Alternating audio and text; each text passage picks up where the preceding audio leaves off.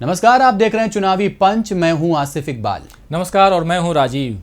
उत्तर प्रदेश चुनावों के पहले और दूसरे दौर में बिजली, सड़क, शिक्षा, विकास, लैपटॉप, स्मार्टफोन, खेती, किसानी, इन सब पर राजनीतिक दलों की लंबी चौड़ी बातें चली। थोड़ा आगे बढ़े तो काम की बातें किनारे हुई और गधे गेंडे वगैरह चर्चा में नजर आने लगे। जी आसिफ, और अब इनसे भी काम नहीं निकला तो बाहुबली और कटप्पा से होते हुए चुनावी मंचों पर नारियल पानी बनाम पाइनएप्पल जूस की चर्चा होने लगी है। और इसमें भी सबसे आगे है हार्ड वर्क वाले हमारे माननीय प्रधानमंत्री नरेंद्र मोदी जी। मऊ की रैली में उन्होंने कहा कि 11 मार्च को जब चुनावी नतीजे आएंगे तो बाहुबलियों के लिए मुश्किल होने वाली है। उन्होंने कहा कि जो बाहुबली जेल जाते हुए मुस्कुराते हैं उनके दिन अब लदने वाले हैं। देखिए बाहुबली के बारे में मोदी जी का यह ज्ञान। उन्होंने कल एक बड़ी घोषणा की किसानों के लिए। उन्होंने कहा कि अब वो मणिपुर से नारियल का जूस निकालेंगे और नारियल का जूस निकाल करके इंग्लैंड में बेचेंगे। भाइयों बहनों, गरीब से गरीब बच्चे को मालूम होता है कि नारियल का पानी होता है, नींबू का जूस होता है, संतरे का जूस होता है, मौसम्बी का जूस होता है। भाई नारियल का जूस कभी देखा है क्या आपने? सुना है क्या? हो सकता है मेरा अज्ञान हो, लेकिन भाई बताइए। अब नारियल होता है केरल में और ये कहते हैं मणिपुर में नारियल का जूस निकलेगा।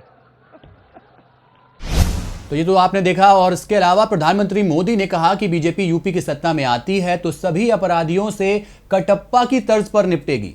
बता दें कि इस फिल्म के आखिर में कटप्पा ने बाहुबली की हत्या कर दी थी और उसके बाद एक मजेदार सवाल खूब उछला था कि कटप्पा ने बाहुबली को क्यों मारा।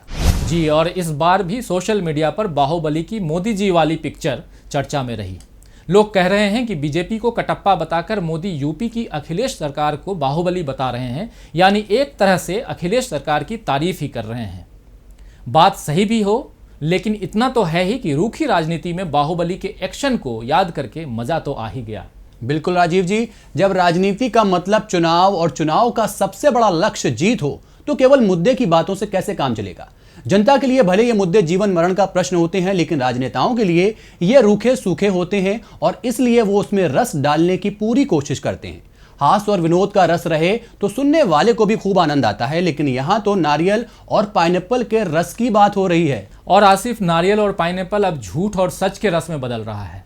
देखते हैं माजरा क्या है। यूपी के महाराजगंज की रैली में प्रधानमंत्री मोदी ने राहुल गांधी पर फप्ती कसते हुए कहा था कि राहुल गांधी नारियल से जूस निकालने की बात कहते हैं। उन्होंने कहा, एक कांग्रेस नेता है, मैं उनकी लंबी आयु के लिए प्रार्थना करता हूं।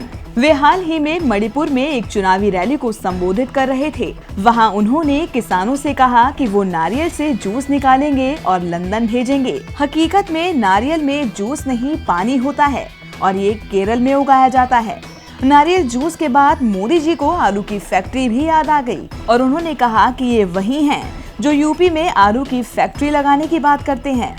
पीएम मोदी के इस भाषण की सोशल मीडिया पर खूब चर्चा हुई और लोगों ने राहुल गांधी की जमकर खिल्ली भी उड़ाई। राहुल गांधी का मजाक उड़ता रहे, भाजपा के लिए यह अति आनंददायक होता है, लेकिन मामले ने उस वक्त यू टर्न ले लिया जब कांग्रेस के नेता रणदीप सुरजेवाला राहुल गांधी के बयान की सच्चाई लेकर सबके सामने आ गए।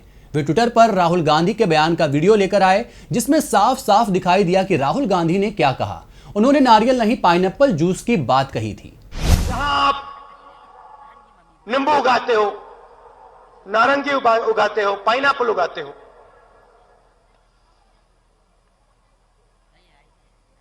मैं चाहता हूं कि एक ऐसा दिन आए कोई लंदन में पाइनएप्पल जूस पिए और डब्बे पे देखे मेड इन मणिपुर। जी, और इधर राहुल गांधी के इस वीडियो से मोदी जी पर रणदीप सुरजेवाला की टिप्पणी है कि मोदी जी यूपी में झूठ का जूस निकाल कर पिलाने की कोशिश कर रहे हैं। मोदी जी, सच का रस ही अलग होता है, आप क्या जाने। 2014 के चुनाव में चाय पर चर्चा शुरू हुई थी और अब सच झूठ के रस की चर्चा हो रही है। चुनाव खत्म होते होते न जाने किस किस की चर्चा सुनने मिले। वैसे राहुल गांधी ने पाइनएप्पल जूस की बात मणिपुर में की थी, जहां कांग्रेस पिछले 15 सालों से है, लेकिन इस बार वहां का राजनीतिक माहौल काफी गरमाया हुआ है। जी, नए जिलों के गठन की घोषणा, उस पर नगाकुकी तनाव और पिछले 120 दिनों की आर्थिक नाकेबंदी ने सियासी तापमान को खूब बढ़ा दिया है। इबोबी सरकार पर पहाड़ों के विकास की अनदेखी का आरोप लगता रहा है और कहा जाता है कि सरकार केवल मैतेई समुदाय के विकास पर ध्यान देती है। इस वजह से पहाड़ी और घाटी के लोगों के बीच राजनीतिक रसाकशी खूब चलती है। आसिफ, विधानसभा की 60 में से 40 सीटें घाटी में हैं, जबकि 20 सीटें पहाड़ पर हैं। राज्य की 35% नगाकुकी जनजाति पहाड़ी इलाकों में रहती है। जिलों के ऐलान के जरिए कुकी समुदाय को कांग्रेस ने अपने पाले में खींचने का काम किया है, लेकिन इस बार कांग्रेस के लिए बीजेपी सबसे बड़ी चुनौती बनकर उभरी है। बीजेपी मणिपुर के जातीय समीकरणों को साधने में जुटी हुई है। बिल्कुल, भाजपा कांग्रेस की लड़ाई के अलावा तीसरा पक्ष इरोम शर्मिला चानू का भी है, जिन्होंने अफस्पा के खिलाफ 16 सालों की लंबी भूख हड़ताल की और अब वो राजनीति के जरिए अपनी लड़ाई लड़ना चाहती हैं। अक्टूबर में इरोम ने अपनी party People's Resurgence and Justice Alliance का गठन किया। उन्होंने तभी ऐलान किया कि वे मुख्यमंत्री के खिलाफ थौबुल सीट से चुनाव लड़ेंगी। आसिफ, और मजेदार तथ्य इसमें यह है कि इरोम बड़े अनूठे अंदाज में प्रचार कर रही हैं। उन्होंने मुख्यमंत्री के खिलाफ साइकिल से अपना प्रचार अभियान चलाया है। बिना किसी दल बल के वे हर रोज अपनी हरकुलिस साइकिल पर सुबह घर से निकलती हैं और उसी के सहारे दिन भर प्रचार करती हैं। रोज 15-20 किलोमीटर साइकिल चलाकर उन्होंने अपने पूरे विधानसभा क्षेत्र का दौरा किया है। फंड की समस्या से तो वो जूझ ही रही हैं। उनकी पार्टी के लोगों ने बाजार में सीटियां बेची हैं और बाजार से सीटियां खरीद करके उनके जो समर्थक हैं वो उनका प्रचार कर रहे हैं। सीटी उनका चुनाव चिन्ह है।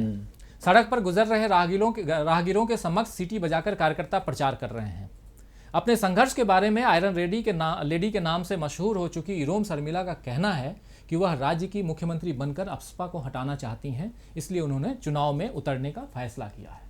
बिल्कुल, बहुत ही ज्यादा मैं बहुत ही रोचक है। लेडी से बहुत ज्यादा प्रभावित हूं और गनीमत है कि गधे, नारियल और बाहुबली के इस चुनावी दंगल में कुछ तो ऐसा सुनने और देखने को मिल रहा है जिसमें जनता के हित की, लोकतंत्र और देश की चिंता दिखाई दे रही है। आज के लिए बस इतना ही। देखते रहिए डीबी लाइव। नमस्कार।